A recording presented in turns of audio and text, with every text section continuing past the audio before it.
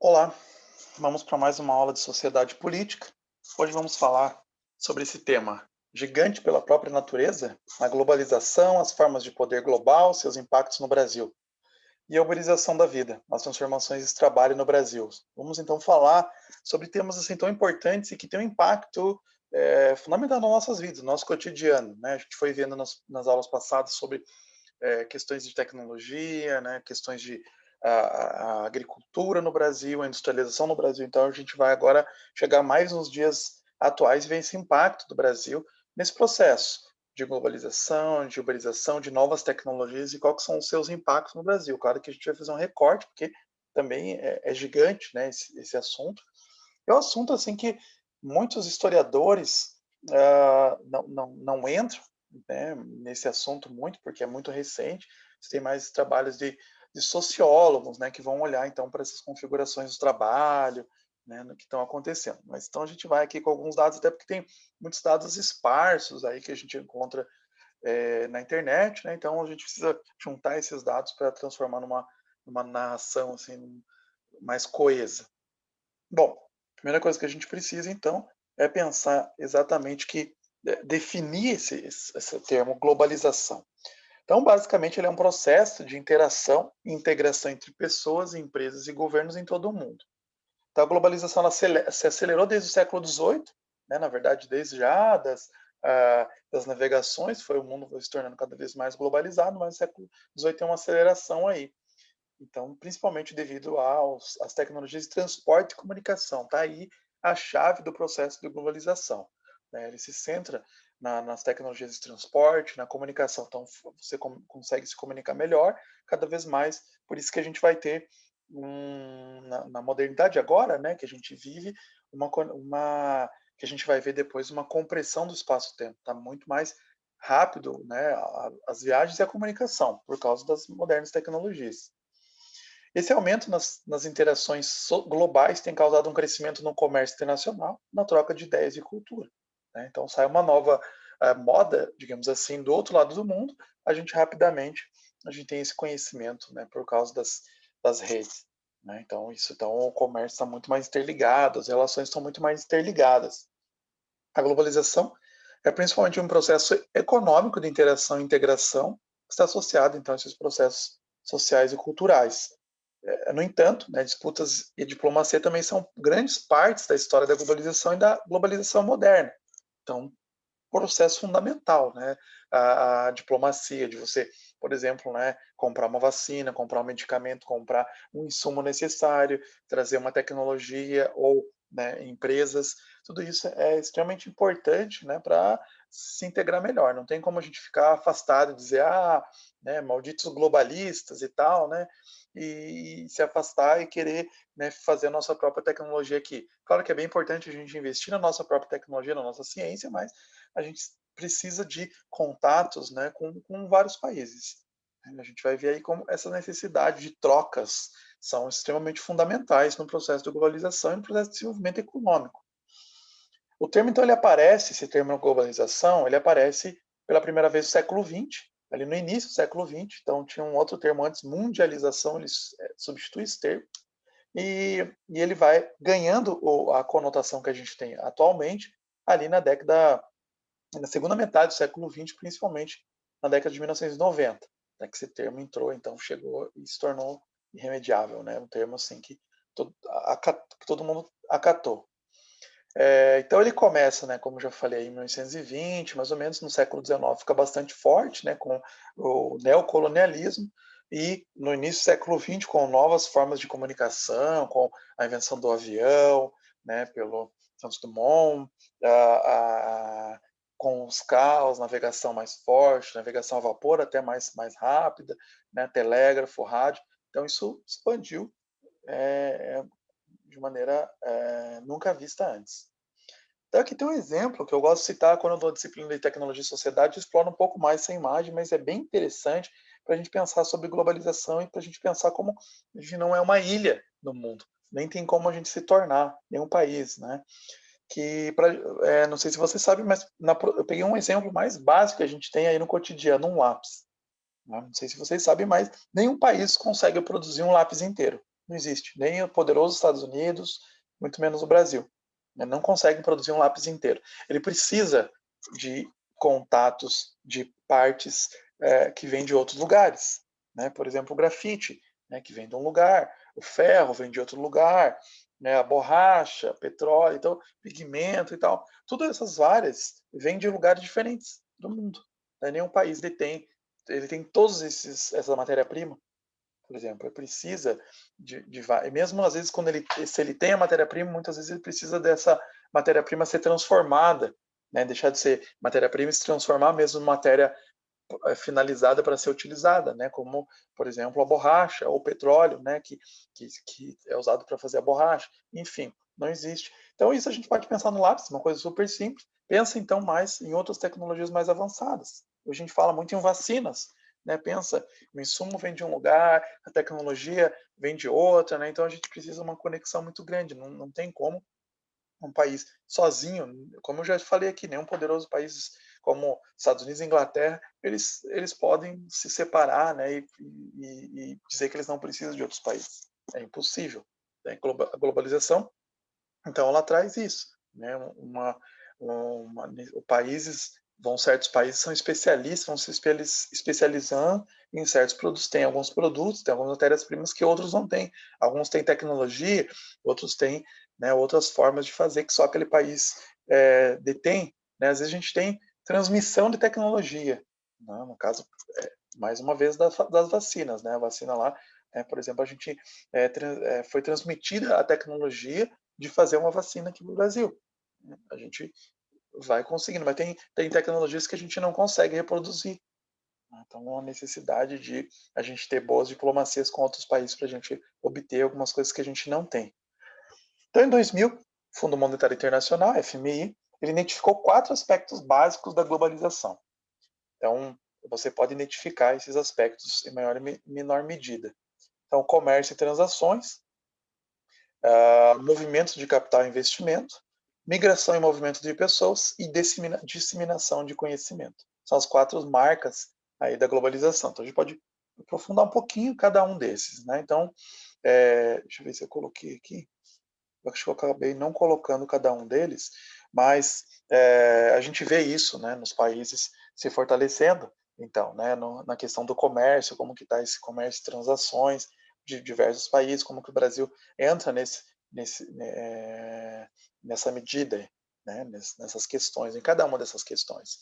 Então você vai ver, né, o comércio, as transações, o Brasil tem, a gente vai ver ali um pouquinho para frente sobre os portos, né, como o Brasil exporta, o que ele importa para cá, né, como que são as restrições de comércio com outros países e tal, os movimentos de capital e investimento, né, às vezes tem algum país que atrai mais investimento do que outros, tem países que fomentam, né, inclusive, esses investimentos, né, ou fomentam a possibilidade de ter investimentos. Por exemplo, os Estados Unidos, quando ele fez ali o Vale do Silício, concebeu o Vale do Silício, ele investiu para ter universidades, para ter centros de pesquisa, construiu toda uma infraestrutura para atrair pessoas ali para aquela região, para que aí pudesse ter, inclusive, gestores e pessoas, os anjos, né, que fossem financiar, chamados anjos, né, porque eles davam financiamento para as pequenas startups, né, injetavam dinheiro.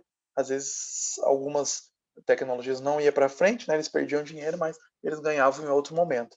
Então se possibilitou isso ali, né? Se fomentou, o que aconteceu? Não foi natural. O Vale do Silício não foi uma explosão do nada que começou a chegar pessoas ali fazer, não, precisou desse incentivo. O movimento de pessoas, né? Então, por exemplo, recentemente a Inglaterra saiu do euro, né? Do mercado comum europeu, né? O chamado Brexit, para exatamente tinha essas questões que a moeda tinha que cair, né? Para atingir ali, para chegar no euro. Então tinha vários países um pouco economicamente inferiores. Então tinha uma modelação uma modelagem por baixo, né, das moedas. Então tinha que atingir, tinha que baixar. Então eles nunca aceitaram, né? Por exemplo, a moeda, né? O euro ser a moeda comum deles. E questões eles tinham que aceitar pessoas. Então tinha muitas pessoas de países que estavam ali no euro, né, faziam parte do euro, mas eram países mais pobres. Então, o que acontecia? essas pessoas imigravam para esses países. Então, por exemplo, a Inglaterra se sentiu, né, que tinha muitas dificuldades com essa questão, essa facilidade excessiva de imigração e se retirou. Né? Então, é um problema também bem forte com isso, porque é mais fácil, né, as viagens, então a migração ficou bem forte, né, para os países. Então, países como países de primeiro mundo, países mais desenvolvidos sofrem, tem bastante questões aí com isso. Disseminação do conhecimento, claro, né? A gente tem internet, informação. Então, quem detém informação nessa era que a gente está vivendo detém um poder. Né? Informação é poder hoje, porque o conhecimento então fica centrado. Então, a gente vê as vacinas, né? Aí no caso, mas em várias áreas do ramo científico, você descobre alguma coisa, né? Você é publicado em revistas que rapidamente as pessoas têm acesso. Não é que é facilmente replicável, muitas vezes as coisas, porque você não tem um laboratório, né? Em todas as regiões aí, mas você toma conhecimento. Então, o conhecimento ficou muito mais disseminado nessa era. São essas 4 marcas, então, aí, da globalização. E a gente tem alguns desafios, né? Alguns problemas aí da globalização que a gente pode pensar.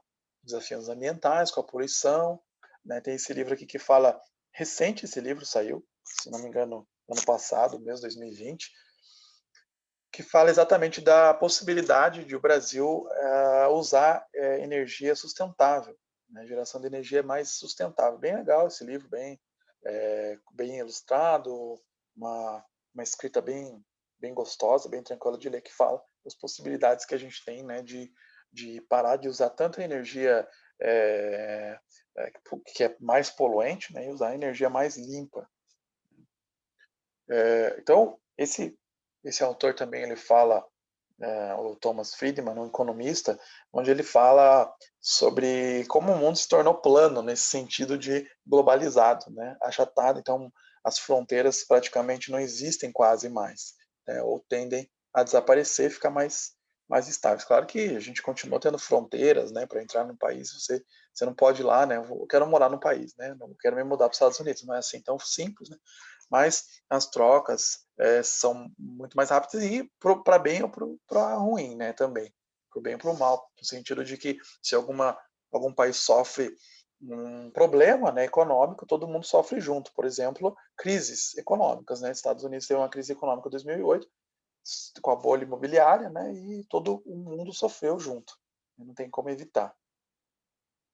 Aqui no Brasil, então, a gente tem alguns processos, né, que a gente vai acompanhar. Claro que a gente não vai adentrar esses períodos históricos, mas mais recentemente, então, no século XX, meados do século XX para cá, a gente tem esses passos aí, né? A gente tem o período desenvolvimentista lá com o JK, com a Constituição de Brasília, é o grande símbolo disso. Depois a gente tem a ditadura militar, que também era bem desenvolvimentista, mas que também trouxe alguns problemas, porque desenvolveu bastante a indústria no Brasil, né? Mas acabou trazendo problemas de inflação bem grande também, né? Porque da onde estava saindo todo esse dinheiro, né? E o Plano Real, né? Que o nosso real tá antes já foi, né? Quando saiu o Plano Real, a gente tinha uma equiparação com o dólar, né? Era 1 para 1. Agora também bem longe disso, né? Então estamos em maus lençóis aí, né? Economicamente. Então, alguns passos para a globalização no Brasil, para essa entrada no Brasil, né, forçada, porque já no século XIX vai entrando, vai tendo que entrar, né, com o mundo aí, mas a partir aí, com essa aceleração da industrialização, essa tentativa de forçar a industrialização no Brasil, o Brasil vai tendo que entrar na marra nessa globalização, né, não tem como fugir muito. E a gente tem um chamado que alguns autores vão falar, Nicolau Shevchenko, historiador, vai falar do capitalismo tardio. Nós vivemos o Brasil vai entrando aos poucos nesse capitalismo, né? Vai sendo de maneira mais tarde aí, né? Se forçando, e sempre a gente vai ver na história do Brasil, sempre foi assim, o Brasil demorou muito para alcançar, né, o desenvolvimento. Às vezes vinha um desenvolvimento extremamente importante no mundo, o Brasil demorava, né, até aceitar esse desenvolvimento, até tentar usar, né, esse desenvolvimento. A gente vai ver alguns exemplos.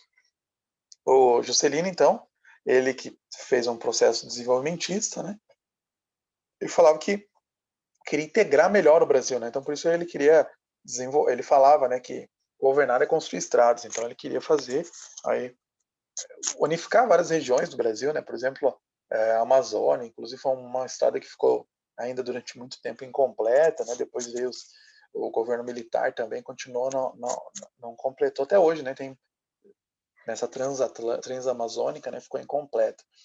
E ele fez esse processo, o Kubitschek fez esse processo para tentar interiorizar o desenvolvimento, levar para o interior. O desenvolvimento fez Brasília, né? Mais para o centro, assim, e que a ideia era trazer esse desenvolvimento para o interior, né, do Brasil também, desenvolver outras regiões. O Brasil ainda ficou bastante voltado para essa indústria agrícola, claro que foi se distanciando não, né, mas foi também focando em outras regiões. Aqui a gente tem um exemplo de um trator brasileiro, né, desenvolvimento brasileiro, da tecnologia brasileira. Já na ditadura militar, sobre esse signo desenvolvimentista que eu já mencionei, né, que teve, por um lado, um avanço no desenvolvimento, teve também uma inflação bem grande e algumas coisas negativas. Aqui a gente tem algumas coisas que foram se estabelecendo nesse período, né, nem todo ruim no sentido tecnológico, né, construção de aeroportos, por exemplo, o aeroporto de Guarulhos, né, até hoje bem importante para a saída do país, redes de transporte, ampliando, né, com o metrô de São Paulo, por exemplo, que inclusive é um grande, claro que não foi o governo federal, né, que fez isso, claro que teve parte do governo federal, mas o governo ali do estadual também, principalmente, que foi um grande exemplo, inclusive na engenharia civil, é um grande exemplo a construção desse. Inclusive foi inventado métodos, né, de testagem do cimento e tal, né, que até hoje é chamado Brazilian Test, né, para testar a estrutura de cimento e tal, que foi usado na construção desse metrô de São Paulo. Tem a modernização na agricultura, que traz uma maior produtividade, né, fundamental. Então a gente tem uma produtividade bem alta hoje, né, em vários setores, por exemplo, o soja, né, parques industriais que a gente vê, né, que trouxe desenvolvimento, mas também tem muitos problemas, questões de poluição, né? Então tinha lá em Cubatão, inclusive, numa época que década de 80 era uma das regiões mais poluídas do Brasil, né, que tinha até problemas de encefalia, né, de bebês que nasciam sem cérebro e tal, com problemas cerebrais por causa da poluição, que era, né, as questões de jetos químicos era absurda, assim. E esses males, né, que aumentou a distância entre ricos e pobres, né, a questão da desigualdade de renda se ampliou ainda mais, esse desenvolvimento, né, foi afastando cada vez mais, né, e precisa se pensar bastante, né, esse capitalismo, essa globalização trouxe não só a divisão também local, mas global, né, que você tem setores mais desenvolvidos que outros, né, e setores mais que não têm acesso tanto a essas vantagens tecnológicas dos grandes centros, né? Então, é um problema bem sério que acentua bastante isso, essa divisão. Esse é um grande exemplo que eu falei nesse capitalismo tardio do Brasil, que o Brasil demorou a entrar, né? Eu queria posso citar outro exemplo, mas esse é um exemplo bem peculiar, assim, né, dos computadores. Então, a IBM lança, em 1981, esse emblemático, né, PC, o Personal Computer, se tornou o padrão de computadores pessoais nos Estados Unidos. E aí o Brasil, ao invés de entrar nessa onda, né, de computadores, porque, claro, para questões burocráticas era fundamental, né, você ter computadores, foi cada vez percebendo que eram mais necessários. E o Brasil não, demorou para entrar, período finalzinho ali, né, os computadores tornam mais populares a partir daí, né, década de 80, e o Brasil passou, né, década de 80 ainda era ditadura militar, e aí o Brasil o que fez? Um ímpeto nacionalista, que era muito forte, né, um ímpeto nacionalista, falou, não, nós mesmos vamos produzir os nossos próprios computadores, né, não vamos aceitar, então proibiu a entrada de computadores da IBM, de qualquer outra empresa, né, que tinha, apesar de a gente ter a HP aqui no Brasil já, né, antes disso, mas ela não podia, né, produzir computadores e tal, e o Brasil mesmo que ia produzir. Final, quando acabou, né, a ditadura militar, finalzinho da década de 80, né, virado para a década de 90, o Brasil não tinha computadores, não tinha desenvolvido um computador próprio, e estava atrasado em relação ao resto do mundo, né, e teve que correr atrás desse prejuízo, né, desse atraso absurdo que estava, que os países se industrializando aí, né, se computadorizando, se informatizando e o Brasil ficando para trás.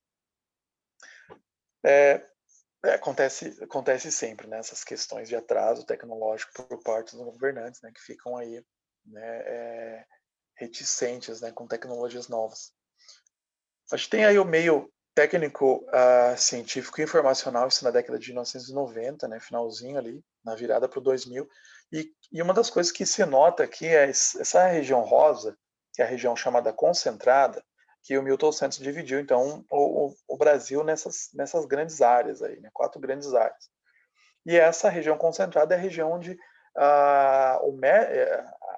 as infovias estavam melhor estabelecidas, né? Até hoje, na verdade, é isso.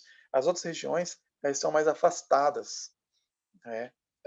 Dos grandes centros, até dos meios de comunicação, assim, né?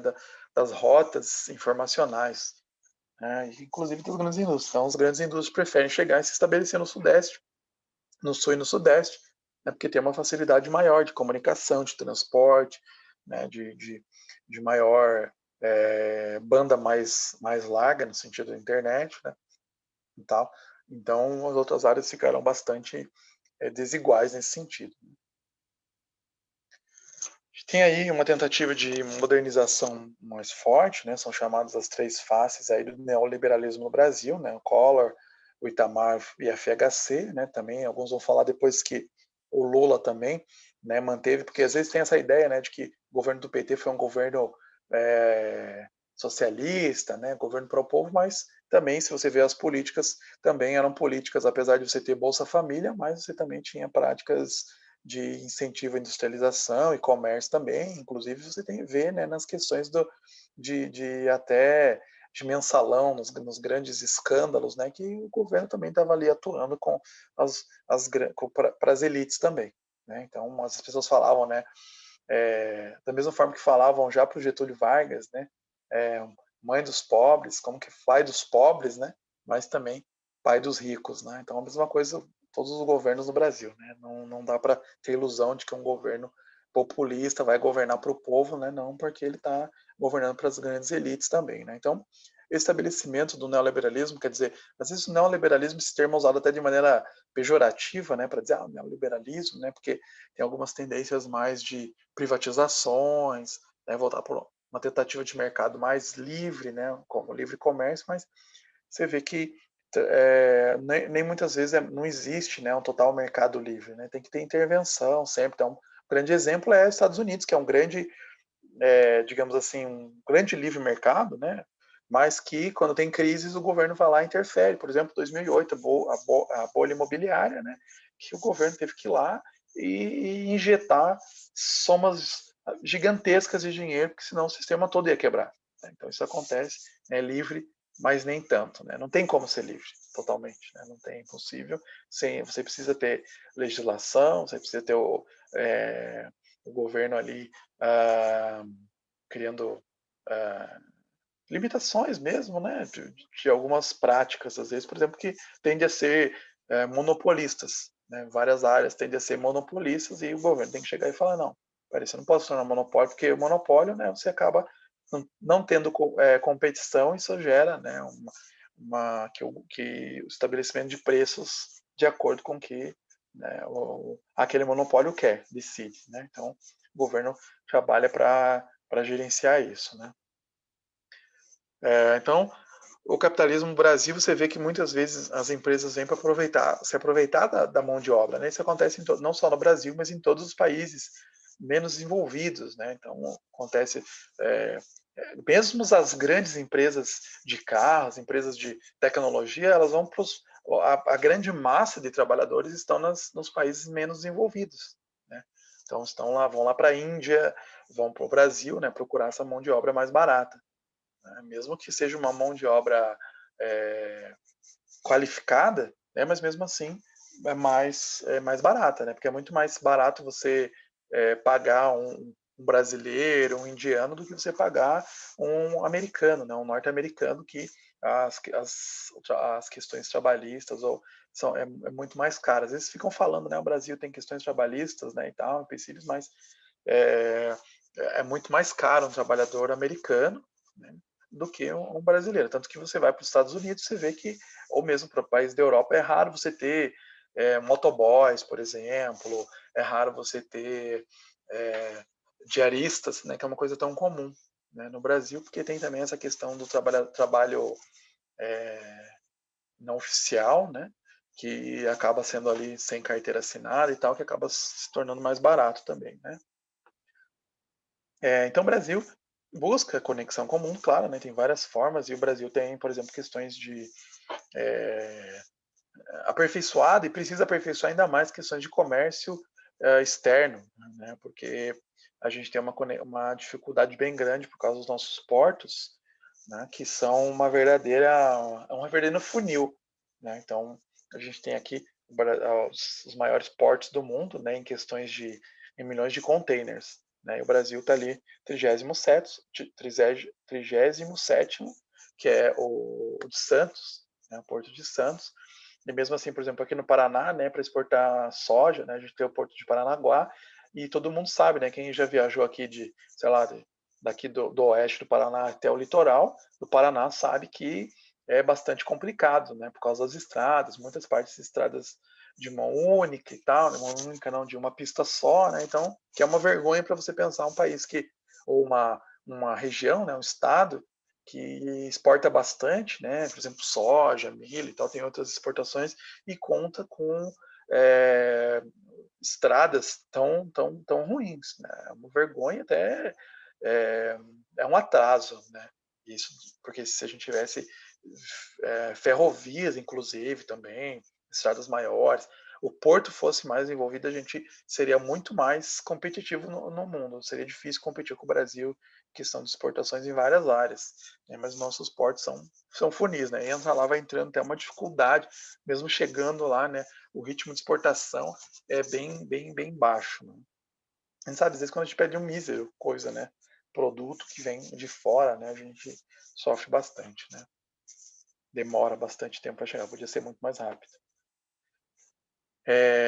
Aqui tem algumas principais soluções de tecnologia utilizadas nas empresas brasileiras, né?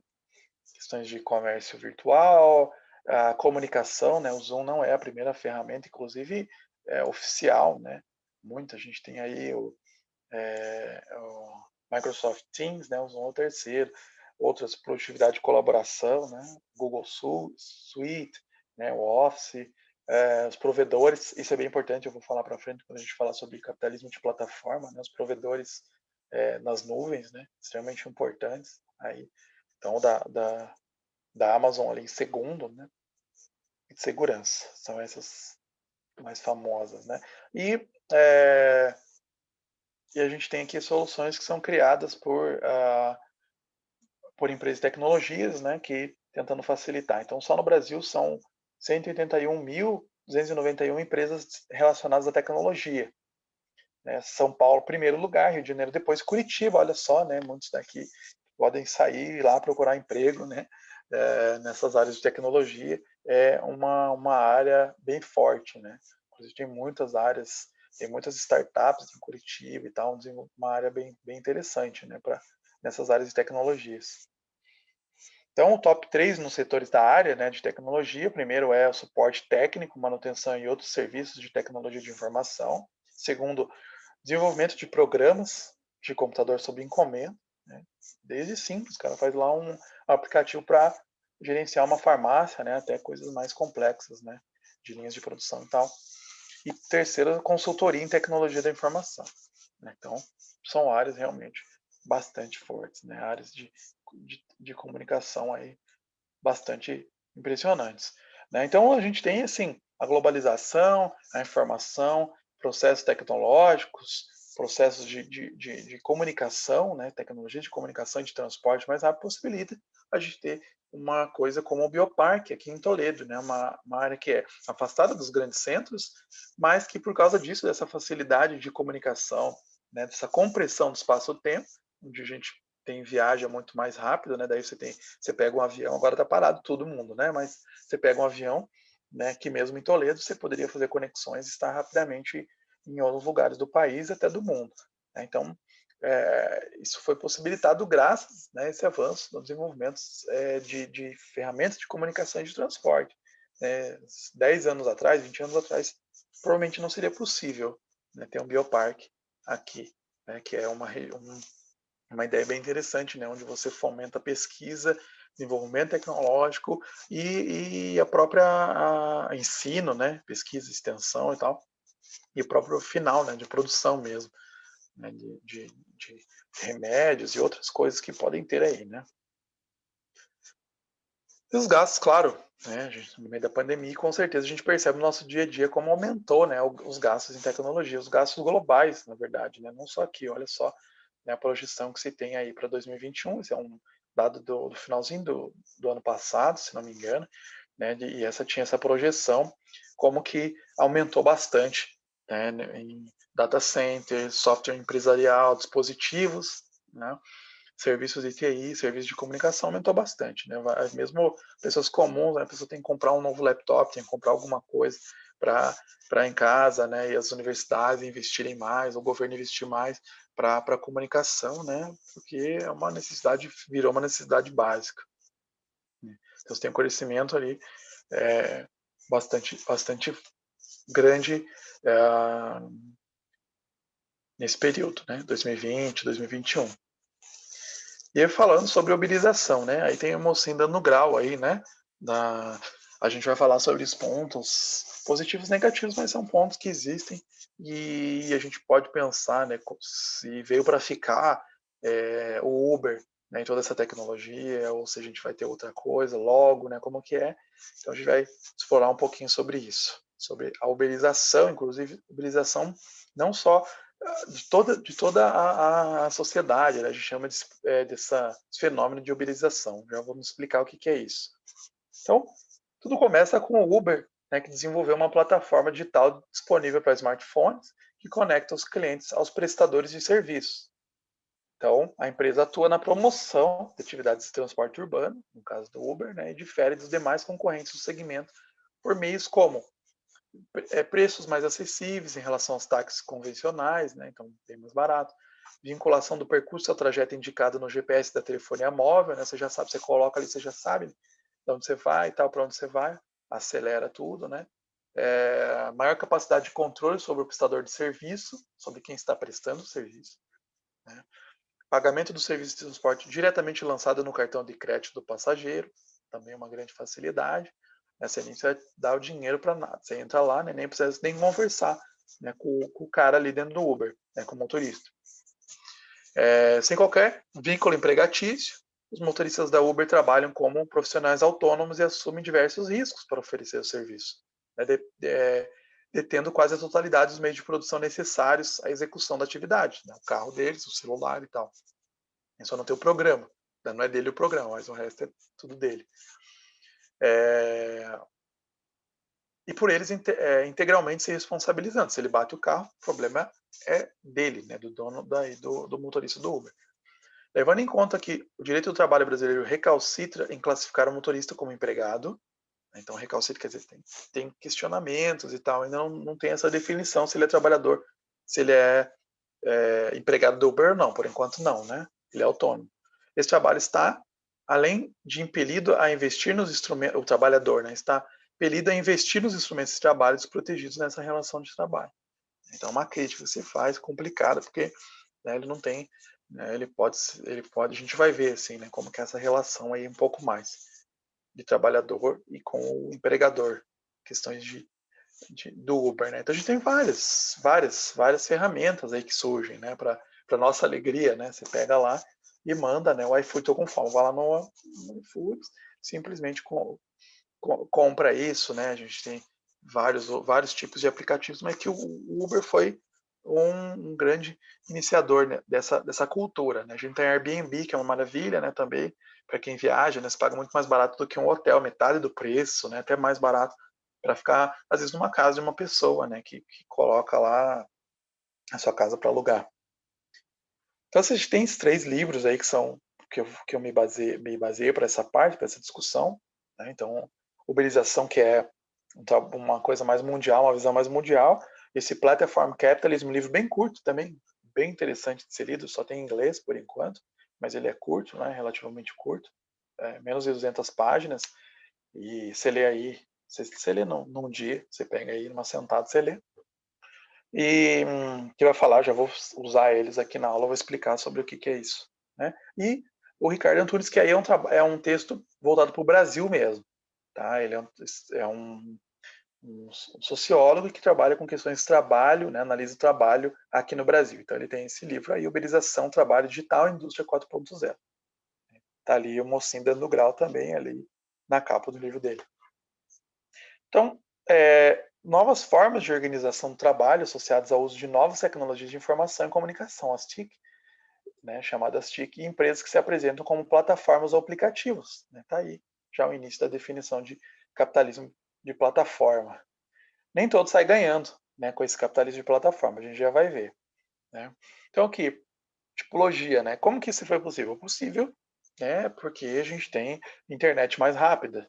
É claro que mas alguns países, algumas pessoas têm internet mais rápida do que outros, mas a gente possibilitou isso, né? A gente só pode ter Netflix hoje porque a gente tem uma internet relativamente mais rápida do que a internet de escada que se tinha antigamente, né? Ou a internet mais lenta, né? Então, e mesma coisa esses serviços, né, que você tem o Uber e tal, Airbnb, que você tem internet ali na mão, né, nos celulares, facilitaram muito isso. Lembra-se, o primeiro smartphone é de 2005, né? O iPhone, né? É de 2005, então é relativamente recente tudo isso. Então eles trabalham com algoritmos e propaganda, todos esses, né? Muito forte, né? O algoritmo para estabelecer rotas mais curtas, por exemplo, na questão do Uber, estabelecer os preços, os valores, tal. Tem um algoritmo pesado por trás, né? Algoritmos bem pesados. Então, você tem a plataforma na nuvem, que são essas, por exemplo, Amazon, Microsoft, Alibaba, né, que eu já falei ali, eles trabalham com espaço, eles alugam espaço, inclusive o Uber, por exemplo, nem servidores eles têm direito, né, são poucos, mas eles alugam espaços até de programação e tal, né, de computação de dados e tal, dessas plataformas de nuvem, né? Plataforma como produto, né? O próprio monetização de recursos abertos, os aplicativos, né? Diversos aí que tem, propaganda, plataforma de propagandas que a gente tem, o Facebook é o grande exemplo disso, né? Que você, por que ele não é pago, né? Exige uma infraestrutura absurda por trás, né? Mas por que ele não é pago? Porque é vendido advertises, né? Propagandas. Então você tá lá, você entra lá, de repente aparece a propaganda no meio ali. Você falou, né, para a pessoa, tô precisando de um tênis. Você abre lá, tá lá a propaganda do tênis. Quer dizer, então tem algoritmos ali trabalhando para te ofertar exatamente aquilo que você quer, né? O que você acha que você quer. Então você não é para ver uma coisa deslocada, né? De repente ali anúncio de taco de golfe, mas nem gosto, né? Não, aparecem coisas do seu interesse.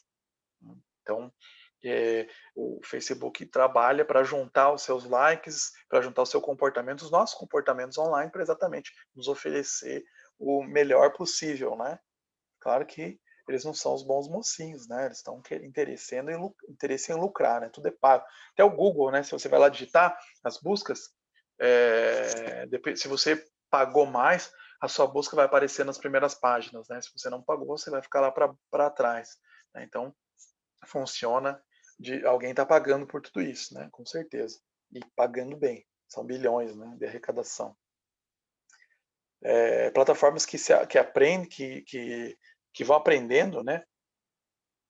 O learning machine, né? Que os próprios algoritmos vão aprendendo e aperfeiçoando cada vez mais, né? Questões de Uber, Airbnb, para te acessar coisas, ter um acesso melhor, né? Para você ter o que de acordo, o serviço melhor para você, né? De acordo com o que você quer. E listas, aqui vejam empresas que prosperaram na pandemia, essas empresas de plataforma, né? Então, você tem ali a empresa, né, o setor, a Amazon, ou e-commerce, né, que a Amazon faturou, né, tem um valor de mercado de 401 bilhões, e elas são aqui as 10 empresas que mais prosperaram, depois Microsoft, Apple, Tesla, Tencent, né, que tem aplicativos e tal, né, Facebook, né, também. Então, ela teve um aumento com publicidade em 2,6 bilhões de usuários, né? Então, é uma companhia assim que está sempre adicionando novos recursos para você sempre estar usando ela, né? Então, são companhias que estão valendo bilhões. Aí aumentaram mais ainda, né? Lucraram bastante com a pandemia, né? Claro, agora que você não pode sair, né? Você compra pela Amazon, né? Muito mais fácil, muito mais, né? Papel higiênico, a gente estava desesperado que ia acabar papel higiênico, a gente compra na Amazon, chega ali rapidinho, né? Menos uma semana, tá na nossa casa, né? A gente não tem que correr, sair da nossa casa para mais nada praticamente, né? É...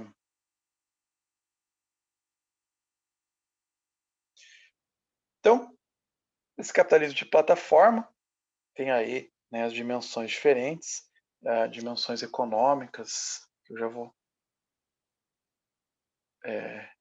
vou falar um pouco mais. Definir, conversar sobre cada uma dessas questões.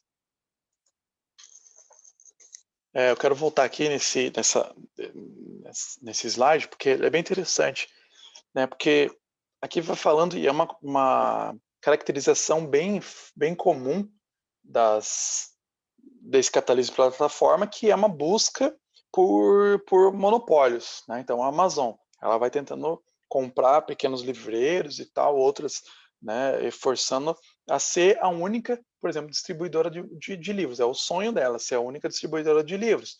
Facebook sonha em ser a rede social, né? Tanto que você não tem outras redes sociais, né? Você tem talvez o Instagram, foi lá, comprou o WhatsApp, o Facebook foi lá e comprou. Então, essas companhias tentam ser monopolistas, né? Então, mesmo o Uber, né? Você tem outras pequenas, mas acaba não... às vezes tem até uma disputa desleal até por parte, né, dessas companhias, por exemplo, o Uber, para tentar acabar com outras companhias, né? Isso é a busca deles, né? Então, a gente saiu lá do Fordismo, do Toyotismo, e a gente vai chegando agora no plataformismo, né, que é chamado. Eu até digo para vocês, quem quiser saber um pouco mais, assistir as aulas de história da tecnologia, da técnica e da tecnologia, que eu vou falar venho falado sobre as evoluções industriais e depois eu vou focar até um pouco mais sobre essa questão do capitalismo de plataforma, né, sobre a tecnologia nos dias atuais, assim, sobre redes sociais, né, redes no geral, né? Vou falar mais lá. Bom, aqui a gente tem dimensões desse plataformismo, né, desse capitalismo de plataforma em 6 dimensões. Então, econômica, tem uma hiperconcentração, né, oligopolização das plataformas, é isso que eu já mencionei, né? Tem até que eles chamam de vampirismo digital aqui, né? O Peçanha, esse autor elaborou e fez isso, né, falando que é a busca por, né, sugar outras companhias, né, e acabar com elas, né, outros competidores. Desenvolvimento de IT, né, de ter uma startupização, né, startupização quer dizer tudo startups, né, e buscando se expandir por toda a vida, né, humana em questões de tecnologia. Precarização do trabalho é um ponto bem forte nisso, que é batido bastante, porque os estados eles não têm mais tanta força, sindicatos não têm mais tanta força nesse mundo globalizado, né? É uma das marcas da globalização. E o que acontece? O trabalho vai assim, você aceita trabalhar, esse é o salário, essas são as condições. Senão, né, tchau, tem outras pessoas para trabalhar. E nos últimos tempos, como a gente tem tido muitas crises, e agora, por exemplo, né, com a pandemia, vai ainda ter uma precarização ainda maior, porque as empresas vão ainda querer, as que não falirem, né, outras empresas aí que continuaram vão precisar se reerguer de alguma forma, né, e vão ter questões bem fortes com relação a essa precarização. Essa economia freelance, né, o cara é um autônomo, né? Então, ele não tem ligação com o prestador de serviço, né? Ele não tem uma ligação ali de carteira assinada, por exemplo, né? Ele é autônomo, então fica mais barato para o empregador, né? Ou para quem está prestando serviço, né? Então, mas isso também acaba sendo complicado, né? O cara não pode tirar férias. Se ele tirar férias, ele não ganha. Então, ele tem que trabalhar todos os dias, né? O dia que ele não trabalhar, então, por exemplo, ele precisa trabalhar até sábado e domingo, porque se ele não trabalhar, não ganha, né? Cultura das redes, né? Isso é uma característica bem forte, claro. Nós vivemos em rede, tudo é rede, né? Tudo é rede. Então, a gente tem várias redes que, para o bem e para o mal, né? Que às vezes a gente pega e acha que está formando comunidades, mas às vezes são comunidades falsas, né? Como a gente vê aí vários problemas. Então, no Brasil, inclusive, né? Que é muito forte, por exemplo, o WhatsApp, que é um fenômeno que não é tão forte, por exemplo, o WhatsApp nos Estados Unidos, Reino Unido, por exemplo, na Europa, né? Mas Brasil e Índia são países que são muito fortes, né? A Índia tem muito mais usuários, mas se você vê do que o Brasil, né? Mas se você vê em relação relativo, né? O Brasil tem bem mais por causa da população, né? A população indiana é muito maior, né? Então, relativamente em pessoas que usam, o Brasil é o que mais usa, né? Em relação à população, né? Que mais usa o WhatsApp. Então, o brasileiro é muito ligado em rede e as pessoas sabem disso, né? O Uber, Facebook, Netflix sabe, né? Então até o Netflix, inclusive, é um dos maiores mercados do mundo, né? Netflix é no Brasil, então sabe que os brasileiros estão bem conectados, né? E se usam disso. Questões espaciais, geoeconômica e geopolítica, né? Segmentação, quer dizer, setorial, quer dizer, tem lugares escolhidos e outros lugares abandonados, né? Abandonados assim, né? Quer dizer, tem lugares onde tem mais tecnologia, outros lugares que não, a tecnologia não chega, né? Mais afastado. E na política, né? Que se tem uma tecnopolítica, por exemplo, os algoritmos que são, eu vou falar mais sobre isso ainda, sobre essa questão dos algoritmos que são usados, inclusive, para manipulação de eleições, né, de outras coisas, de comportamentos e tal. A gente acha que a gente tem a liberdade, mas às vezes nossas liberdades são mais restritas do que a gente imagina, né? Então a gente sabe que, né, tem ali alguns citados, eu vou mostrar esses livros aí logo, vou falar mais sobre isso. A gente sabe do impacto que tem, por exemplo, no Brasil mesmo, nem precisa sair daqui do Brasil, né, e para os Estados Unidos, digamos, na questão das eleições, sabe como foi forte a questão das redes sociais aqui no Brasil, né, disseminação tanto de informação quanto de fake news, né, até hoje. Então a fake news é um fenômeno bem forte, né, no Brasil. E o Ricardo Antunes, junto com o Vitor Filgueiras, nesse texto aí, Plataformas Digitais, Uberização do Trabalho e Regulação no Capitalismo Contemporâneo, eles falam que as plataformas e aplicativos eles empregam ao menos 11 medidas para controlar os trabalhadores. Primeiro, eles determinam quem pode trabalhar, então tem, né, uma certa seleção, não é qualquer um que pode ser Uber, né? Então elas são mais ou menos exigentes na admissão, então, então tem alguns interesses. Eles têm que fazer o cadastro, tem que ser aceito lá, né? Outra é que eles delimitam o que será feito. Você não pode fazer qualquer coisa, né? Você não pode, por exemplo, eu estou trabalhando no Uber, mas eu vou fazer transporte, né, de cargas. Não, né? Tem limites, né? Seja uma entrega, um deslocamento, uma tradução, uma limpeza que seja, né? Tem alguns lugares que tem aplicativos para você contratar, né? Pessoas para limpeza, tudo isso eles estão ali delimitados dentro dos seus aplicativos que ele está usando, né? Define o que o trabalhador vai realizar em cada serviço, não permite a captação de clientes, né? Então, no caso, o cara pegar, às vezes a pessoa faz, né? Faz um cartãozinho aqui do Uber, né? Vai entregando, mas ele não pode, né? Fazer isso. Então, você não vai ter propaganda de um Uber. Às vezes acontece, mas não pode, né? O cara contato Uber José, né? Chame Uber José, não pode, isso está vedado, né? A empresa você tem que aceitar, né? Os acordos. Aí, as avaliações dos clientes são apenas um dos instrumentos para decisão, para uma decisão de alocação que é a empresa que realiza, né? A alocação do trabalho, qual você vai fazer. Quarto lugar, delimitam que atividades vão ser efetuadas, isso ocorre, né, nos mínimos detalhes, seja no trajeto, na condição dos veículos, controlando até o mesmo comportamento dos trabalhadores frente aos clientes, né. Tem alguns código de posturas, que quando as pessoas vão lá e reclamam, né, falam: "Ah, não gostei, o cara conversou demais", ele vai lá e sofre, né, uma punição que seja, né, limitação de vezes que ele vai ser chamado para trabalhar, ele cai, né, a nota dele e tal, né. Quinto, ele determina o prazo para execução do serviço. Quando você pega, você tem uma limitação lá que você tem que fazer, né. Eh, Sexto, ele estabelece de modo unilateral os valores que serão recebidos, né. Então, você tem que trabalhar, você tem que aceitar os valores que você vai receber. Inclusive isso é usado até para manipular o comportamento dos trabalhadores, no sentido disso, né, se ele é mal avaliado, ele vai ganhar menos, né, do que então ele tem que buscar ser bem avaliado para ganhar mais retorno.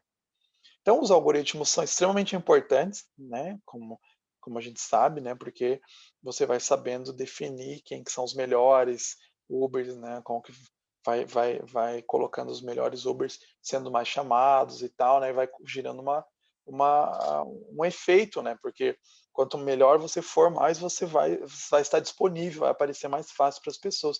Isso também é Airbnb, quando você vai fazer um aluguel de uma casa, você olha lá qual que está melhor cotado, né, então para escolher, né, o melhor custo-benefício, e isso acaba tendo maior retorno para a pessoa que está ofertando, né, o trabalho. Isso, os algoritmos são fundamentais, né, nesse sentido. Então, há uma espécie de leilão invertido que coloca os trabalhadores em concorrência permanente, né, porque ele tem que estar ali toda hora ligado, né. Então pensa essas pessoas que fazem, por exemplo, entregas para a Amazon, né. Então são várias, né, que às vezes você mora numa região que são várias empresas que fazem, então elas têm que ficar lá atenta para serem elas que são as primeiras que vão pegar aquele produto e vão entregar, né. Sétimo, determinam como os trabalhadores devem se comunicar com as suas gerências. Por exemplo, o entregador não pode usar o site Reclame Aqui, responder as redes sociais, né. Então, ele tem que entrar se comunicar através do aplicativo que ele tem, né. Isso restringe muito, né. Oitavo, pressiona os trabalhadores para serem assíduos, não negarem serviços demandados. Então, se o cara recebe por pior que seja, assim, né, ele está disponível num certo horário lá no site do Uber, digamos, né. Então, se ele pegar, não, esse bairro é muito pesado, né, e eu não aceitar aquela chamada, né, ele pode ser desativado até, né, do site do Uber, né, dependendo da quantidade e tal. Nono, são 11 pontos principais nesse capitalismo de plataforma, né, que as empresas usam nessa conexão com o seu empregado, digamos assim. Pressiona os trabalhadores para ficar mais tempo à disposição através do uso de incentivos, né, quanto mais ele fica disponível, mais ele ganha, né, mais retorno. Então, eles entrevistaram, né, Ricardo Antunes aí, os 2 autores, eles entrevistaram pessoas, eles viram que era comum promoções, né, metas de horários a serem cumpridos, para exatamente eles trabalharem mais. Décimo, eles usam bloqueio para ameaçar os trabalhadores, né, que para eles ficarem um tempo sem conseguir utilizar, ali é desesperador, né, para o trabalhador. E décimo, então, eles utilizam a possibilidade de dispensa a qualquer momento. Pode ser dispensado, o cara nem sabe, às vezes está lá, de repente ele: "Opa, foi desligado, por quê?", né.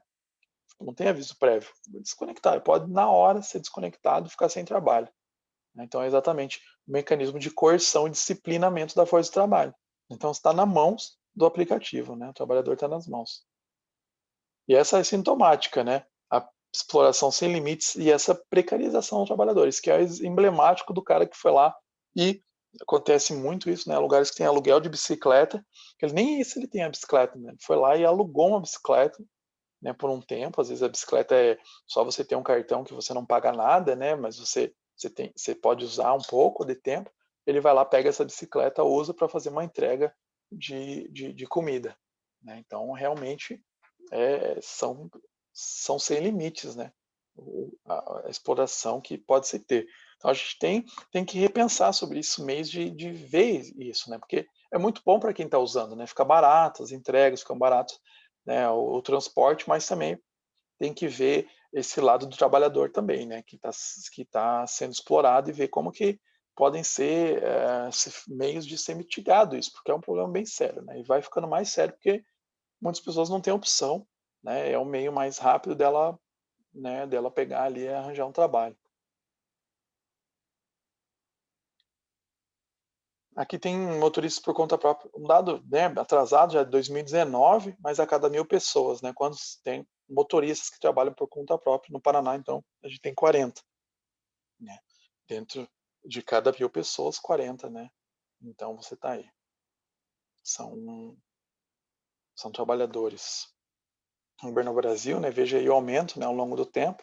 2014, aí 2016, né, vai aumentando cada vez mais, né? Antes só ali São Paulo, Rio, Minas Gerais, Espírito Santo, né? Vai tendo cada vez mais se ampliando até que a gente chega aqui na quase totalidade de todos os estados presentes, inclusive no Amazonas, né? Você tem aí esses pontos brancos bem completos. Aqui tem um mapa do comércio que aumentou com certeza, né, na pandemia, né, o comércio eletrônico. Então, é uma área que emprega bastante gente, né? São 66 milhões de consumidores, são dados mais ou menos recentes, né? 30% do total são compras feitas pelos celulares, então olha, softwares, aplicativos, né, aí, para quem é da área da computação, né, são um ramo bem interessante, né? Na verdade, todos os ramos aí, né, da engenharia pode pensar nessas questões aqui, né, do comércio eletrônico, né? Enfim, a evolução do faturamento do comércio, né, ficou absurdo, né? Aumentando, só aumenta, né? Cada vez mais. Então, a gente sabe, né, que às vezes é até muito mais barato, por exemplo, você compra um livro na Amazon do que você ir numa livraria, né, local, porque é mais caro, né, na livraria local. Então, realmente aumentou muito mais forte também, não só pelo preço, mas pela facilidade, né, que se tem. Então, realmente é um caminho sem volta, né? Só tende a aumentar e diminuir os comércios locais, que também é problemático, né? Então, as vantagens aí, vantagens e desvantagens dessa globalização, né? Você tem uma diminuição no lado das vantagens, uma diminuição das distâncias e do tempo, né? Você viaja muito mais rápido, né? O tempo ficou muito mais comprimido, né? Redução do preço médio dos produtos, cada vez vão ficando mais baratos. Pensa o celular, pensa o notebook, mesmo bem que agora que o dólar voltou a subir, né? Mas pensa o notebook, antes custava absurdamente, né? E foi cada vez mais, né? Hoje em dia tá mais acessível relativamente, né? Mesmo celulares. Avanços no campo científico e do conhecimento, né? Por causa dessa globalização, você tem acesso mais a essas informações. E os investimentos mais facilitados que podem difundir-se por todo o globo, como eu falei aí no exemplo do bioparque, né? Se espalha para várias regiões.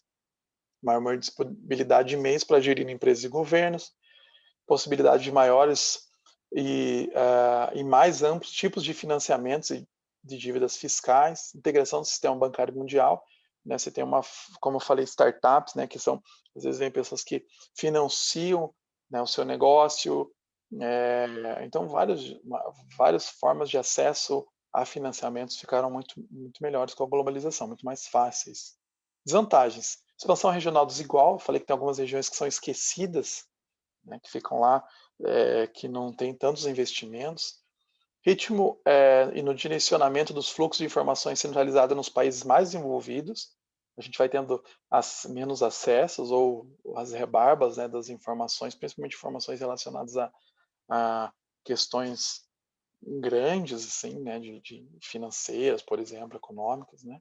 Empresas multinacionais e monopolistas que freiam a livre concorrência. Como eu já falei, né, a Amazon está, por mais vantajosas que sejam, eu gosto muito, né, da Amazon, né, ainda tem alguns problemas. Então, eu estava falando, né, que a gente tem a Amazon, por exemplo, né, eu gosto muito da Amazon, né, mas tem algumas questões, né, daqui a Amazon trazendo o caminhão da Amazon trazendo meus livros. Tem muitas vantagens nessa questão de oferta, né, muito mais rápido, muito mais barato, só que tem trazendo muitos problemas locais também, né, que tem acabado com negócios locais, né, e quando ela tiver acabado, né, que o objetivo dela é esse, quando tiver acabado, você só tiver acesso como comprar livros, por exemplo, pela Amazon, ela vai começar a pressionar as editoras, por exemplo, para darem cada vez mais desconto, maiores descontos para ela vender maior, e ela vai ter um controle muito grande. Pensa, né, só a Amazon vendendo livros no Brasil vai ser um controle muito grande e problemático, né, se a gente não pensar nas consequências. Então, a gente precisa lidar com isso, né?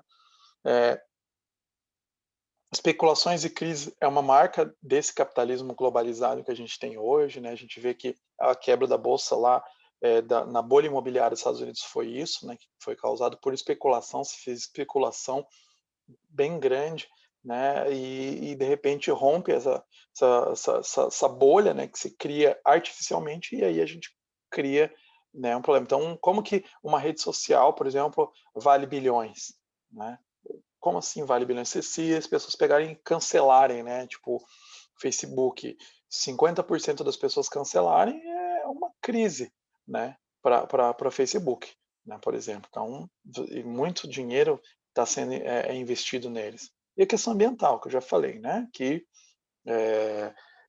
a gente vive em períodos de aquecimento global muito forte, porque tem um consumismo acelerado e tem que se pensar mais, né, sobre a maneira que a gente produz, né, que a gente pode mitigar essa questão ambiental, as questões ambientais, os problemas ambientais, né?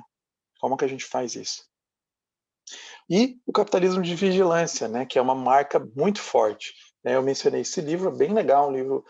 A Shoshana Zuboff, ela está lá naquele documentário Dilema das Redes, e ela fala lá sobre isso. Então, o que é o capitalismo de vigilância que ela define? É uma nova ordem econômica que reivindica a experiência humana como matéria-prima gratuita para práticas comerciais simuladas de extração, previsão e vendas. O Facebook faz isso, né? Então tá lá os nossos cliques. Se você faz uma carinha feliz, uma carinha triste, se você compartilha, se você você fala assim, então não vou mais curtir nada, só vou olhar.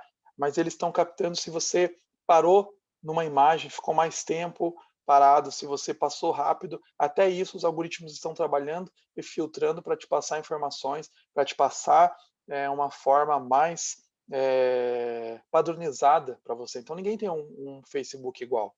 Pode ser duas pessoas que gostem das mesmas páginas, os mesmos gostos, mas nunca vai ser um Facebook igual, né? Porque as pessoas estão, cada um está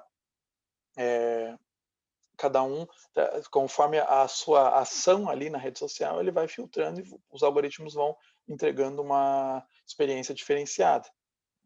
Então, elas estão usando esses dados, né? Uma lógica econômica, outra definição, né? Um aprofundamento dessa definição.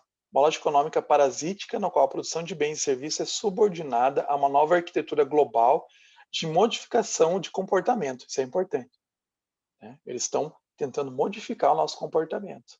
Por que as redes viciam tanto? Porque quanto mais tempo você gastar no celular, por que o Android é gratuito? Porque eles querem fazer com que você fique ali mais tempo. Quanto mais tempo você passar, mais vantajoso é para essas redes sociais. Tá? Então, lá no documentário fala assim, é até estranho, né, que é uma das únicas redes um dos únicos indústrias, ramos industriais que chama os seus clientes de usuários são as drogas e as redes sociais, né? Então, a gente tem que ver isso, né? Nós somos o grande experimento, né? Nós somos os macaquinhos lá fazendo os experimentos para eles, né? Nós estamos lá fazendo esses experimentos para eles, né? Eles estão aperfeiçoando, os algoritmos cada vez estão ficando mais, né? Mais fortes. Uma funesta mutação do capitalismo marcada por concentração de riqueza, conhecimento e poder sem precedentes na história da humanidade. Você vê as grandes companhias, quem que detém hoje? Quem detém a informação, né? Amazon, Google, Facebook, né? São as grandes companhias. A estrutura que serve de base para a economia de vigilância, né? Essas empresas que eu citei, né? Eles formam a infraestrutura para essa economia de vigilância, que estão nos observando a todo tempo, né? Mesmo quando a gente desliga os nossos celulares, a gente tem internet das coisas, a gente tem relógios, smartwatches, né, que estão guardando nossos dados. É claro que tem muitas coisas boas, né, porque vai padronizando para a gente, vai facilitando, que beleza, né, então tá sabendo ali que é o que eu quero, né, tá monitorando a minha saúde, né? Então é interessante, mas isso também pode ser usado, né, contra nós. Uma ameaça tão significativa para a natureza humana no século XXI, quanto foi o capitalismo industrial para o mundo natural nos séculos XIX e XX. Quer dizer, o capitalismo industrial que depredava a natureza, né, agora o capitalismo XXI está depredando a natureza humana, né? Está tentando acabar com a nossa capacidade, por exemplo, psicológica até, né, de conviver mais com as pessoas, de viver na natureza, de ver a natureza, de ter uma vida mais... Não, a gente está sendo acelerado, né? Eu já falei para vocês, já citei esse livro, né, Sociedade do Cansaço, né? Então, é o que a gente vive hoje, é a busca desses meios de informação, né? O objetivo realmente são máquinas de distração em massa, alguns falam, né? Não tem as máquinas de destruição em massa, não tem os algoritmos de destruição em massa, tem um livro chamado assim, inclusive, né? Algoritmos de destruição em massa. A gente tem essas máquinas, são máquinas de distração em massa, elas querem nos distrair. Quanto mais tempo a gente passar isso, vai o quê? Tornando o nosso cérebro predisposto a se distrair, não mais se concentrar em grandes narrativas, em livros, em filmes mais parados, né, em ver os amigos, porque a gente tem os amigos, a gente seleciona com quem a gente quer conversar, no momento que a gente quer. Isso tem um impacto muito forte no Brasil, né? A gente sabe aí, o Brasil, que são um dos maiores usuários de redes sociais, né, isso tem um afeto na maneira como as pessoas se comunicam, né? As pessoas não pensam mais no bem comum, né? Não pensam mais no próximo, eles estão ali pensando no seu, cada vez mais, né? Não quero nem conversar com as pessoas, não quero nem me importar com elas, né? O que importa é o meu direito aqui. Tá ali, né? Outra definição, tá ali a fotinho dela, né? A origem de um novo poder instrumentário que reivindica domínio sobre a sociedade e apresenta desafios surpreendentes para a democracia de mercado, né? Quer dizer, os governos pouco podem fazer contra uma Amazon. Você nem vê, né? Deliberações do governo falando alguma coisa contra a Amazon. Não se consegue. Movimento que visa impor uma nova ordem coletiva baseada em certeza total, né? Então, quer dizer, nós temos os dados, nós sabemos o que vocês querem, né? Vocês têm que alimentar essa máquina cada vez mais, né, para que a gente entregue coisas melhores para vocês. Uma expropriação dos direitos humanos críticos que pode ser mais bem compreendida como um golpe vindo de cima, uma destituição da soberania dos indivíduos. A gente vai parando de ter escolhas. A gente acha que a gente tem muitas escolhas, mas vão vindo, cada vez mais vai diminuindo a quantidade de escolhas que a gente tem. Você pode escolher entre Samsung e Apple, né? Ou, sei lá, uma terceira aí, né? Mas você tem limitações de aplicativos que você pode usar. O Google, você não usa outro sistema de busca. Qual que você usa? Bing? Não, né? Você usa Google, tá lá já, né? Você usa qual sistema de mapas? Google Maps, né? Então, você vai vendo, né? Vai tendo poucas escolhas. Esse autor, ele fala sobre redes sociais num contexto global e ele cita muitos exemplos. Ele também aparece, o Gillian Dempoli, ele também aparece lá no documentário da Netflix, Desafio das Redes, né? O Dilema das Redes. Ele faz o comentário. Então, e nesse livro ele cita até alguns exemplos do Brasil, inclusive de fake news, das eleições que a gente teve aqui, né, recentes, das eleições dos Estados Unidos e tal. Então ele vai mostrando como que os algoritmos estão procurando disseminar ódio, medo e influenciar eleições. A gente vê, né, como isso é muito forte. No Brasil tá muito forte isso. Então a gente precisa pensar a maneira como a gente usa as redes e pensar como a gente tem dado espaço para essas grandes corporações. Não que a gente tenha que acabar com elas e tal, mas pensar em formas de utilizar melhor elas. Tá? Então, era isso que eu queria dizer para vocês nessa aula, né, sobre essa visão da globalização que a gente tem, né, no Brasil, que o Brasil tá no meio aí, né, e como que o Brasil pode entrar, como o Brasil pode se exercitar nesse meio, né, como o Brasil pode fazer a sua parte também, e ver como que o Brasil não pode entrar, se jogar de cara nesse processo de globalização, nesse processo de capitalismo de plataforma, no sentido de deixar eles sem regulamentar, né? Precisa regulamentação, precisa cuidado, né, de proteção também para as pessoas, também não assim que o Estado tenha que interferir no sentido de, né, impor totalmente né, mas também não naquele lado de que eu acho, às vezes, até inocente, né, de um livre mercado total, do liberalismo, né, que se tem, não, deixa lá, que deixa que eles façam, né, à vontade, né, que eles definam o mercado. E a gente vê que essas companhias, esse capitalismo de plataforma, essa uberização da vida, né, eles estão monopolizando e entregando o que eles querem, né, e pagando o que eles querem, né, por exemplo, na questão dos trabalhadores. Então, é um desafio bem grande para países como o Brasil, né, que tem uma força, um histórico, né, de trabalho, de questão de trabalho mais já fraca, assim, né, de questão de direitos e tal. Às vezes se fala, não, tem muitos direitos trabalhistas no Brasil, não, mas você vê que tá bastante afrouxado nesse sentido. Não queremos que tenham mais direitos trabalhistas, né, porque muitas vezes você vê que isso também é um problema bem sério, que pesa muito sobre pequenas empresas, né, que tem que pagar gigantes encargos sociais, né, mas também que essas empresas, então, quer dizer, um microempresário ali, ele tem que pagar grandes dinheiro, né, para impostos nesse sentido, né, de trabalho para o trabalhador, para o governo, né, para repassar para o governo uma parcela para o trabalhador, enquanto isso essas empresas grandes vêm de fora e não tem regulamentação nenhuma, né, e vão dominando, né, e vão aproveitando essa mão de obra barata. Então a gente precisa pensar nessa sociedade, nessas questões globais, né, pensar globalmente, como diz o Jacques Ellul, né, um sociólogo da tecnologia que eu gosto muito, né, o Jacques Ellul ele falava, pense globalmente, mas haja localmente. Então vamos pensar na globalização, mas também vamos pensar nos nossos problemas regionais, né, de distribuição regional no Brasil, nossos problemas locais aqui na nossa região, como que a gente pode atenuar os problemas que a gente vê da globalização, atenuar problemas de trabalho, questões de relações trabalhistas, de questões de poluição, por exemplo, né? A gente tem muitas coisas que a gente pode fazer aqui. Então foi uma passada aqui por esses tempos aqui, né, por esses últimos momentos no Brasil com relação à globalização. Muitas outras coisas podiam ser exploradas, mas a gente foca, né, com certeza em alguns pontos, porque senão a aula ficava muito mais extensa, tá? Então, a gente fica por aqui. Outras aulas a gente vai falar especificamente sobre questões de ciência e tecnologia no Brasil. Então, aqui eu dei umas pinceladas ainda, a gente vai voltar especificamente a tratar sobre isso, tá bom? Então, é isso, caríssimos. Até mais.